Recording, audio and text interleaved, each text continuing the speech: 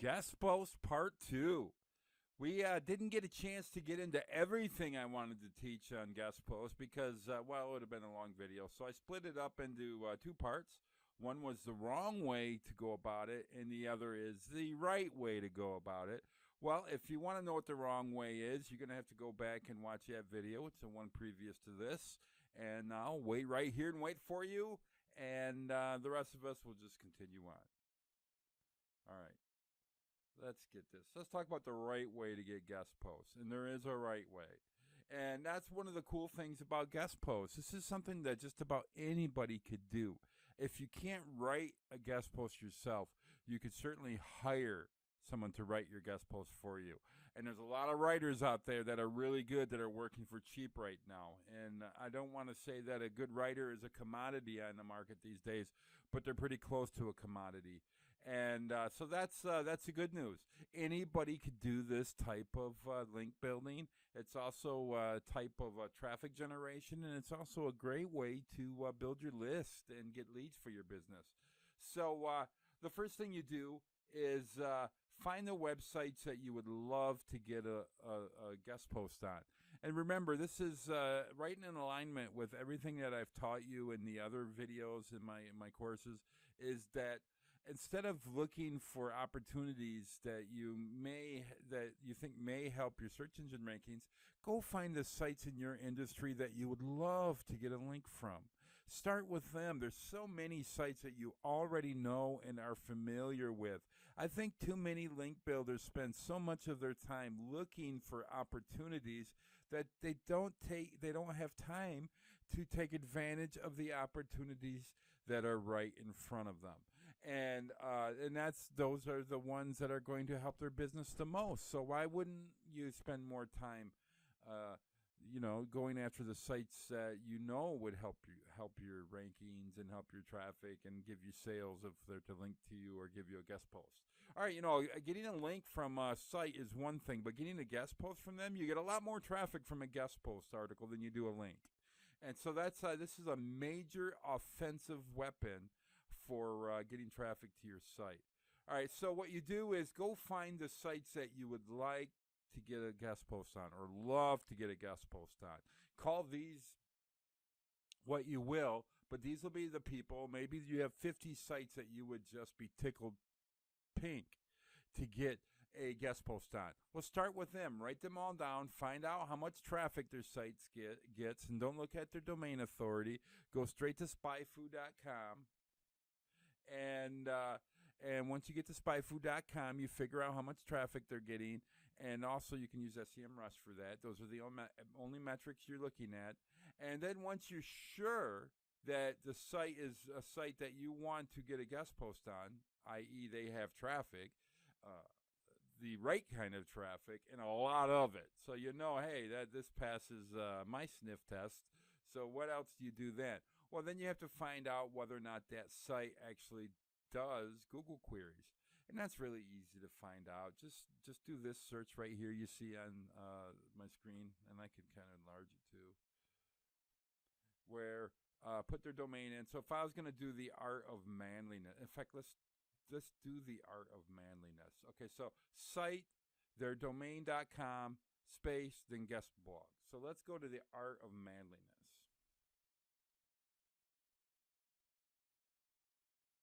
I think I used them as an example more than any other site.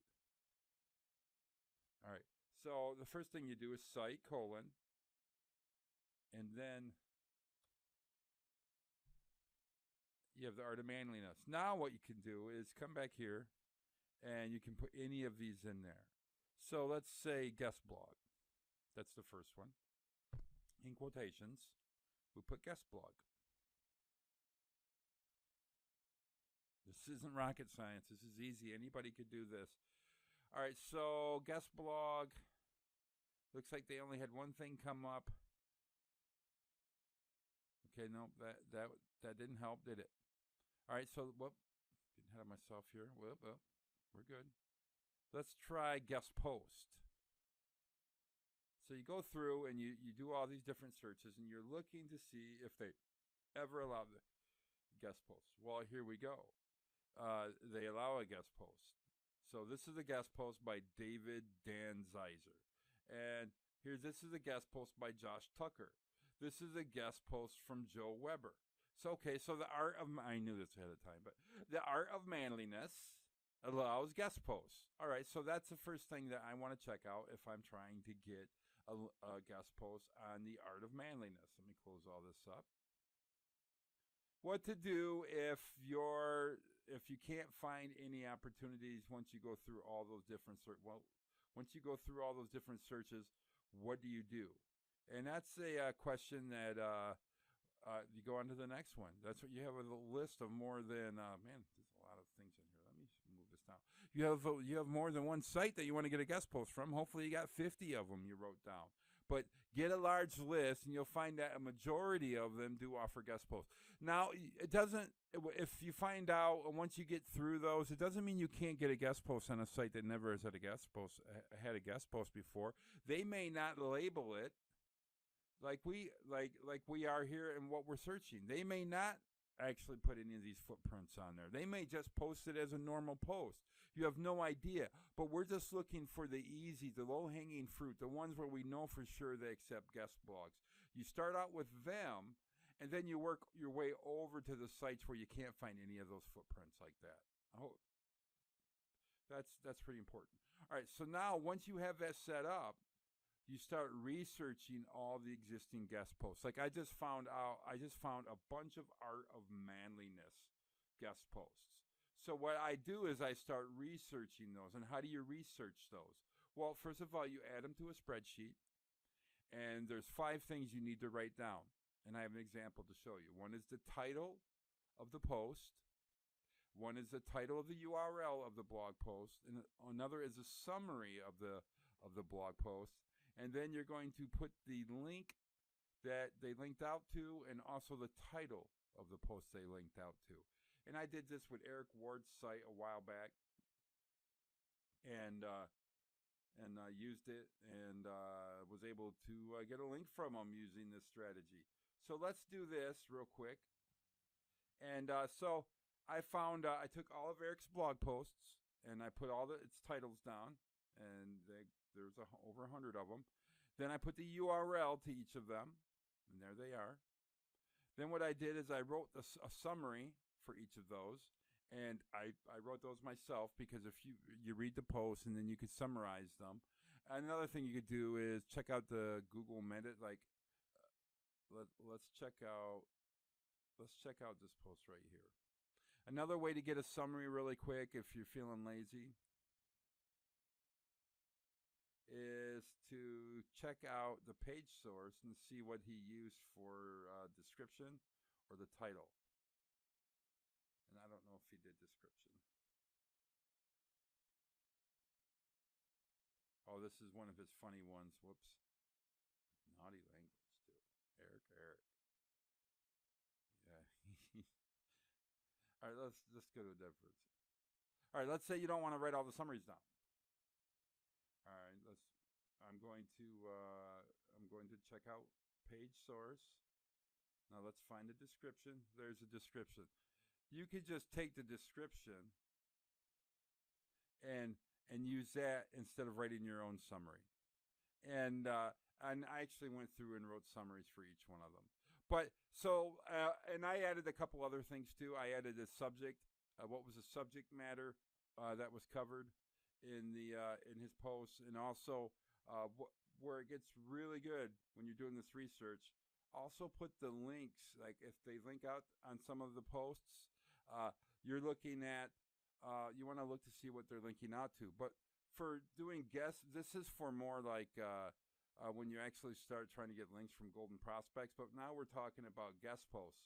So what you really want to search are these blog post titles and their summaries. You want to get to know them really, really well because you want to be able to post a link on their site. And there's a lot of different things that you have to do that. Now let me show you a little trick that I did. I use this a lot. Let's say you're having a hard time figuring out and let's say these are all the guest posts that you wrote down, and you're trying to get a link on Art of Manliness, and they had 50 guest posts in the last year or whatever. So you take all their titles, you put them in your spreadsheet. Then what I like to do is I like to go to like a wordclouds.com and then put them all into a word cloud just to get an idea of, these are the titles, remember. And you would have the titles of the blog posts of all the other guest posts in instead of Eric Ward's. And so I see that I would have to, if you were doing guest posts, you would know that, wait a minute, I need to write something about link building. I could also maybe mention something about link Moses, search, what are all these other one links? And so I'm seeing that it gives you an idea of what the topics are. I mean, you can get an idea of what you need to write about, but I kind of like putting them in a word cloud to figure it out. And then once you do that, and once you really get a word cloud of the past titles, spend a serious amount of time studying the summaries. And that's this column here. And if you want to make it onto a really big site that has a lot of traffic, if you study the summaries of all the other let me move this over, of all the other existing guest posts that are placed on that site, you are going to have an excellent chance of earning a link. And I'll tell you why that is. Because, well, for one, yesterday I said one of the worst ways in the last video, one of the worst ways you can run a guest post campaign is if you write something that's irrelevant to the blog readers on the site that you're trying to get the link from. And but if you spend a serious amount of time reading all the summaries of what they are posting guest posts for, you're not going to have a hard time figuring out what you need to do and what you need to write in order to get a guest post accepted. All right, so how do you come up with ideas? Well, I have it written here too. What you write and the ideas that you come up with from researching the existing guest posts and the summaries and the titles is it has to be relevant to the blog's readers. And if you and this is I don't want to say it's a secret. To me, it's common sense. Mimic the past titles of the other guest posts without copying them. If you can do that, you know that you're falling within the wheelhouse of what they like. Because if you use the wrong headline, it may give the wrong flavor to what they're doing. But if you use the wrong angle to your article, it could really put it off. So mimic what they're already doing without copying them. And understand, and this is hard for a lot of would-be beginner guest posts marketers, is that their readers come first, really second and third. Your business comes in fourth. And the fact that you get a link from it, that's great, but you're going to get a lot more play from your guest post. Not only will you get a lot more accepted if you keep their readers in mind first and take care of their readers with the content that you're writing instead of making it all about your business, but what will happen is you're going to prepare their readers to buy from you, because that's the exact type of content that prepares people to go further into your sales funnel. And so write something that puts them first and your business second. All right. What do you do once you've, once you know that you're going to write a guest post for a site? What you do is you start commenting on their posts. And I like to do that at least 10 days before I'm reaching out with a request. But don't come in cold. Make sure they at least have seen your name before. And if you can have a running conversation with them already in place before you submit your post, you're going to have a lot better chance. But some publishers, they will not accept an unsolicited guest post. And if you send them one, they'll just reject it. Or worse yet, they'll just ignore it. Then you won't know what they're doing with it.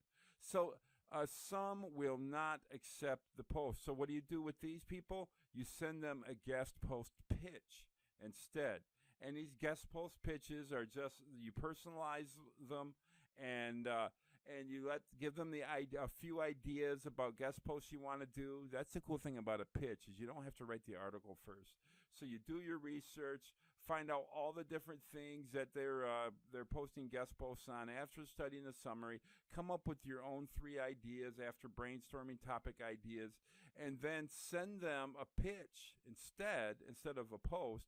And then they'll give, if you give them 3 ideas, if they don't like any of them, they may like kind of like one of them. They'll give you some input on what you need to do to get the pitch, to get the topic,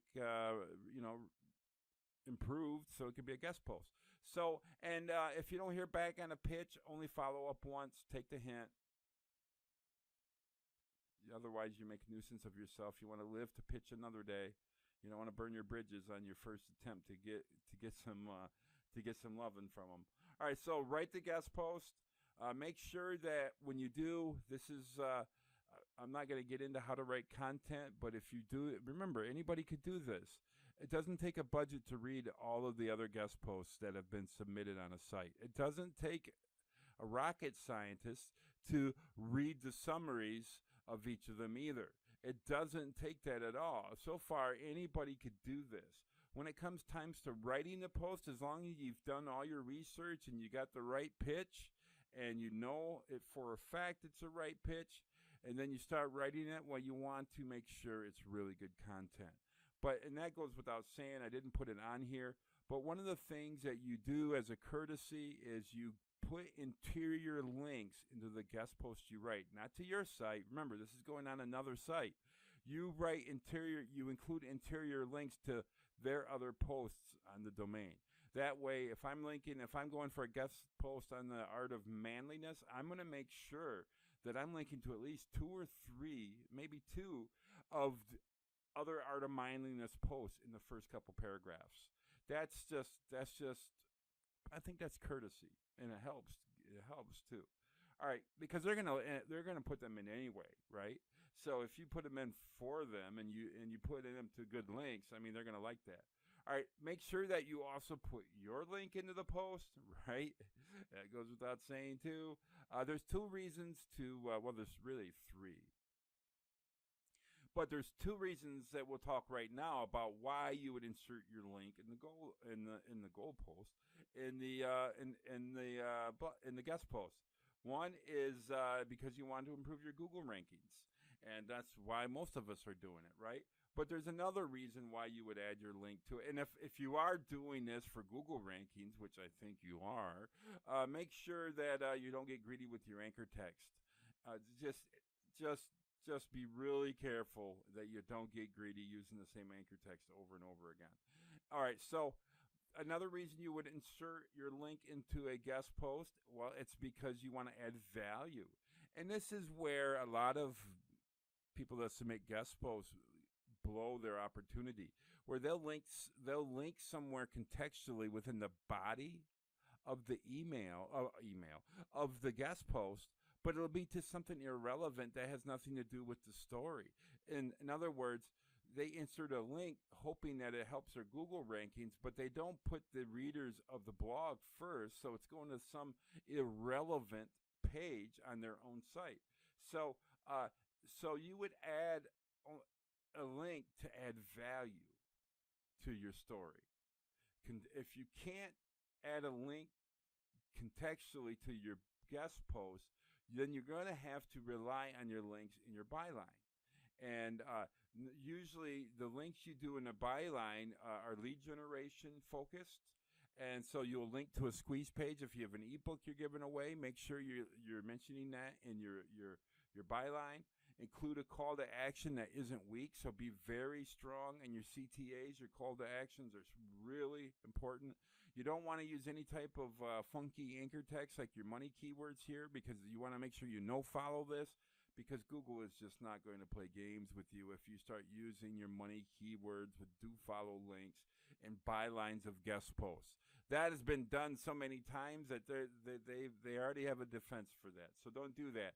So and a lot of times you can do 2 links. You can do one to your homepage and one for your, hey, if you want to learn more about how to decorate your home, check out decorateyourhome.com. That would be one link. If you would like to download Joe's free report on how to choose the right color for your bedroom, then click here instead, and that'll be a link over to a squeeze page. So you could totally do two types of links in your bio. It's a lot easier to link there than it is contextually, because the better the site is that you're trying to get the guest post on, they're going to guard those contextual links that are in the post. They're going to guard them with their lives almost. So you want to make sure that if you're going to add a link to your site within the body of it, of your guest post, that it better add value. If it doesn't, you're going to have to create a byline that kicks butt and get a link over to your homepage. And then now what you're doing this isn't for Google in this situation. What you're doing it is to get traffic to your site, and you're doing it to build your opt-ins. All from writing a guest post and to get traffic to your site.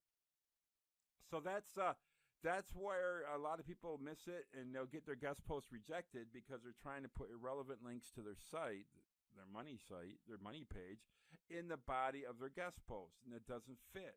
So that's why the byline is crucial, because you don't just because you don't have a page on your site that isn't relevant to your guest post, it doesn't mean you can't still get traffic to your site.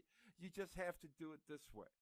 All right, so a lot of people, they give up on doing guest posts only because of what? Because they feel like their content isn't, they don't have a good enough content. They put all their effort in writing the guest post, and they don't have good enough content on their site. And, that can seem like a legitimate concern, and it is, but until you realize that you can use a byline, then you can link right to your homepage or to a squeeze page even. All right, so how many times do you follow up? This is a good thing to end up with. Most follow-ups and links, but we're not talking about links here. We're talking about guest posts. Most guest posts are earned on the second follow-up message. Maybe sometimes on the third.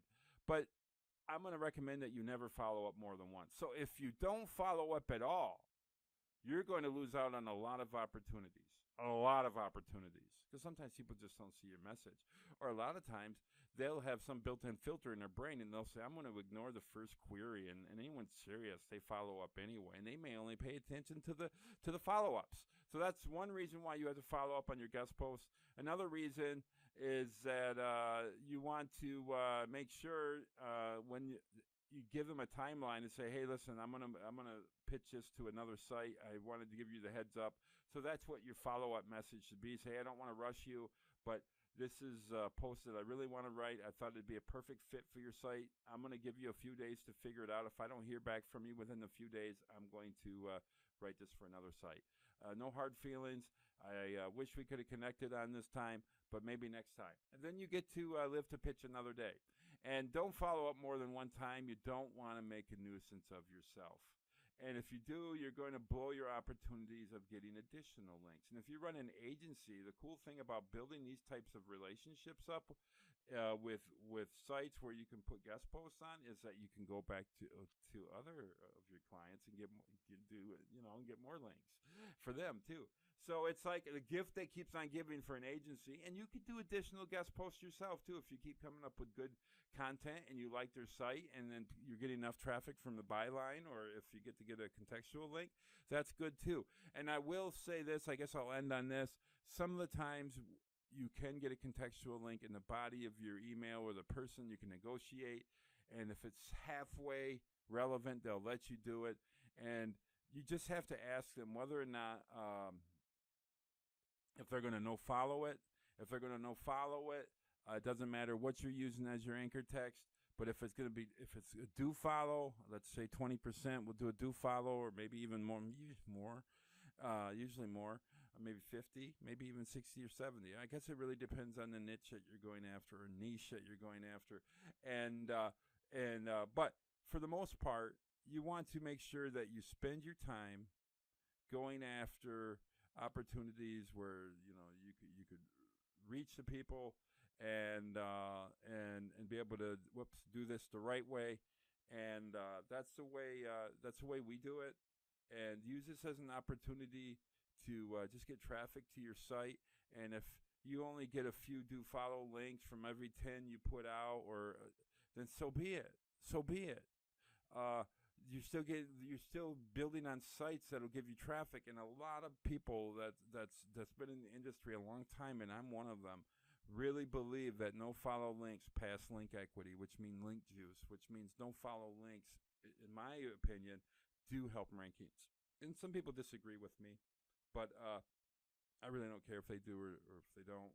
Uh, but so I'm just saying, don't be afraid of don't follow links, and don't try to get everything do follow, and be careful with your contextual links, because this is more than just a search engine tactic. This is more lead generation, getting list building, getting people over to your squeeze page. And if you can get a do follow link out of it too, heck, that's called the trifecta. All right, that's guest posts. I hope you have enough information in front of you to go out and start rocking a bunch of them out, because there's a lot of sites needing content. And now that you know some of the tricks to doing it, you're ready to go after it. And I'm looking forward to hearing your successes. All right, bye.